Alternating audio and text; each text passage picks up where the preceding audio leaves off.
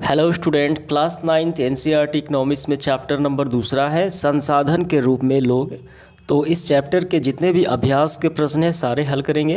देखिए क्या पहला प्रश्न, संसाधन के रूप में लोग से आप क्या समझते हैं। यहाँ पे मानव को संसाधन के तौर पे हम जानते हैं, तो क्या हम इससे समझते हैं। आइए इसका आंसर करते हैं।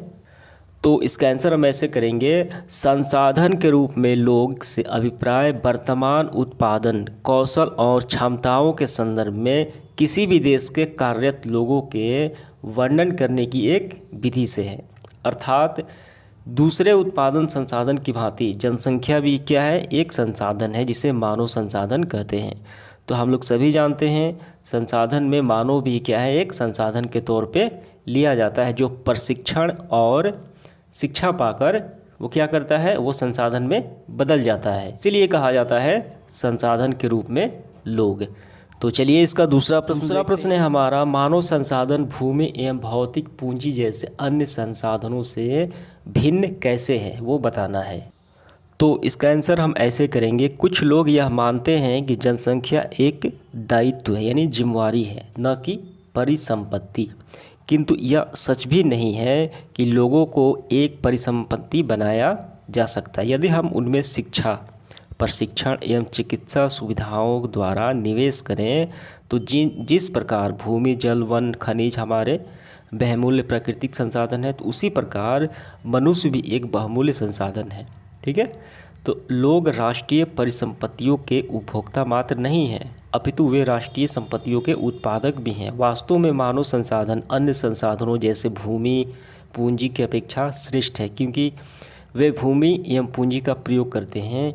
भूमि एवं पूंजी स्वयं उपयोग नहीं हो सकते।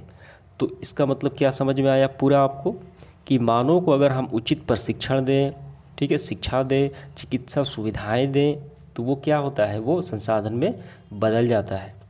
तो जितने भी संसाधन होते हैं वो अपने आप संसाधन नहीं बनते, मानव ही उसे संसाधन बनाता है। इसलिए मानव सबसे श्रेष्ठ संसाधन माना जाता है। ठीक है, ये पूरा आपका आंसर हो गया। इसके बाद चलिए दूसरा सवाल हमारा है, मानव पूंजी निर्माण में शिक्षा की क्या भूमिका है। तो शिक्षा की अहम भूमिका है। बिना शिक्षा, बिना प्रशिक्षण प्राप्त किए मानव संसाधन में नहीं बन पाते। करना है काफ़ी अच्छे से।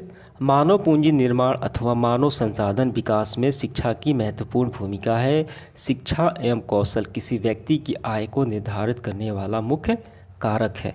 किसी बच्चे की शिक्षा एवं प्रशिक्षण पर किए गए निवेश यानी खर्च के बदले वो भविष्य में अपेक्षाकृत अधिक आय एवं समाज में बेहतर योगदान के रूप में उच्च प्रतिफल दे सकता है।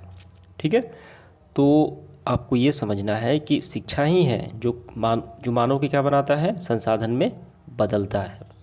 शिक्षित लोग अपने बच्चों की शिक्षा पर अधिक निवेश कर पाते हैं। इसका कारण यह है कि उन्होंने स्वयं शिक्षा का महत्व जान लिया है। ठीक है, यह कहने की आवश्यकता नहीं है कि यह शिक्षा ही है जो व्यक्ति को उसके सामने उपलब्ध आर्थिक अवसरों को बेहतर उपयोग में सहायता करती है। शिक्षा श्रम की गुणवत्ता में वृद्धि करती है और कुल उत्पादक में वृद्धि करने की सहायता करती है। ठीक है, तो कुल उत्पादकता देश के विकास में योगदान देती है। कहा जाता है कि मानव पूंजी निर्माण में यानी मानव को संसाधन बनाने में शिक्षा अहम भूमिका निभाती है। ये पूरा आपका आंसर हो गया। तो अभी तो हमने शिक्षा का देखा, अब इसके बाद मानव पूंजी निर्माण में स्वास्थ्य की क्या भूमिका है वो बताना है। तो हम ऐसे करेंगे, मानव पूंजी निर्माण में स्वास्थ्य की महत्वपूर्ण भूमिका है। ठीक है, भूमिका निम्नलिखित है। पहला है, अच्छा स्वास्थ्य श्रमिकों को सीखने की योग्यता बढ़ाता है। कोई भी श्रमिक अच्छा रहेगा तो वो किसी काम को सीखने की क्या उसकी योग्यता बढ़ेगी। दूसरा, आमतौर पर देखा जाता है कि एक स्वस्थ कर्मचारी अधिक कार्य कर सकता है, जबकि उसका स्वस्थ उसे उसके लिए सक्षम बनाता है। ये सही बात है।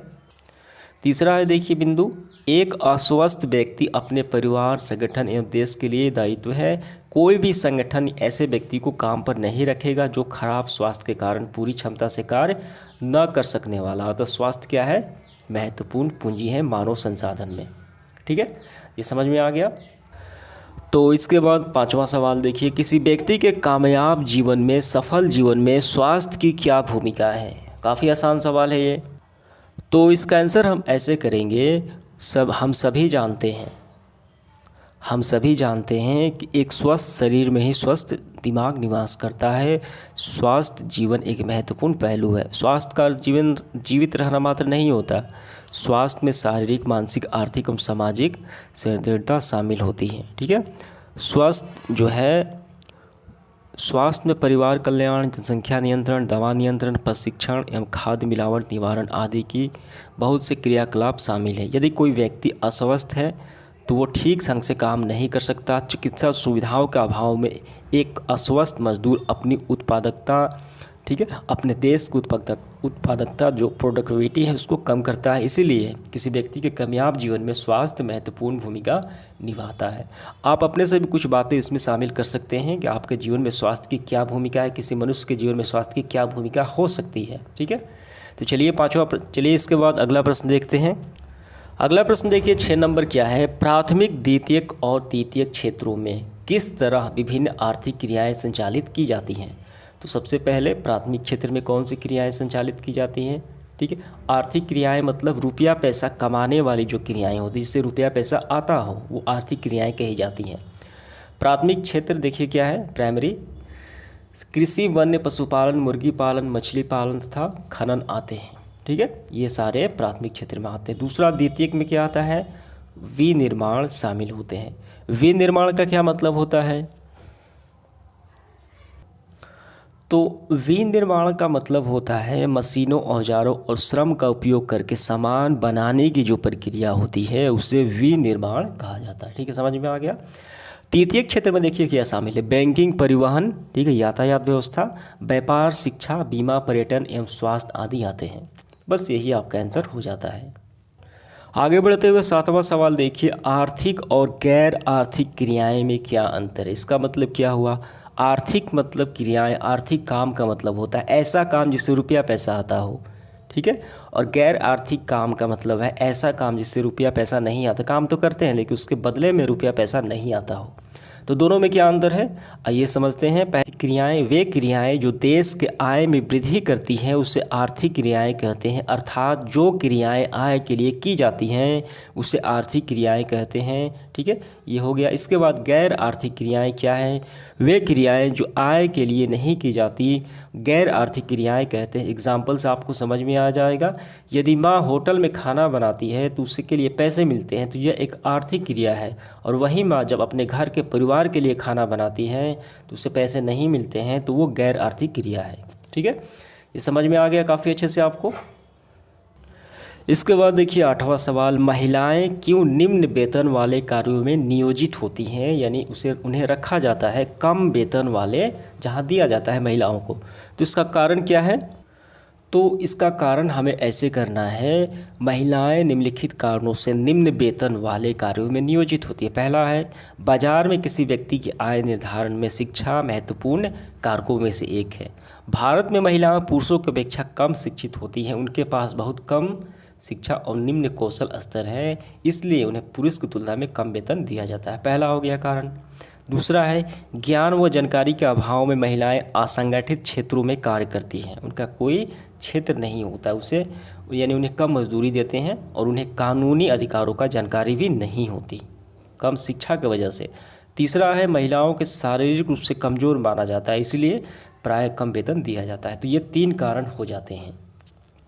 इसके बाद देखिए 9 नंबर क्या है, बेरोज़गारी शब्द की आप व्याख्या कैसे करेंगे, यानी परिभाषा करना है। तो इसका आंसर ऐसे हम करेंगे, जब कोई व्यक्ति काम के तलाश में हो लेकिन उसे काम नहीं मिल पा रहा हो तो ऐसे व्यक्ति को हम बेरोज़गार कहते हैं। ठीक है, और ऐसी अवस्था बेरोज़गारी कही जाती है। केवल 18 से 59 यानी 60 वर्ष की आयु तक के लोग को ही बेरोज़गार की श्रेणी में रख सकते हैं। यदि कोई व्यक्ति अपनी इच्छा से काम नहीं करना चाहता तो वो बेरोज़गार नहीं है। ठीक है, अस्वस्थ व्यक्ति, रोगी और पागल व्यक्ति, मानसिक रूप से अपंग हैं, वो बेरोज़गार में नहीं आते। ये पूरा आपका हो गया बेरोज़गारी की परिभाषा। इसके बाद देखिए 10वां सवाल, प्रच्छन्न और मौसमी बेरोज़गारी में क्या अंतर है वो बताना है हमें।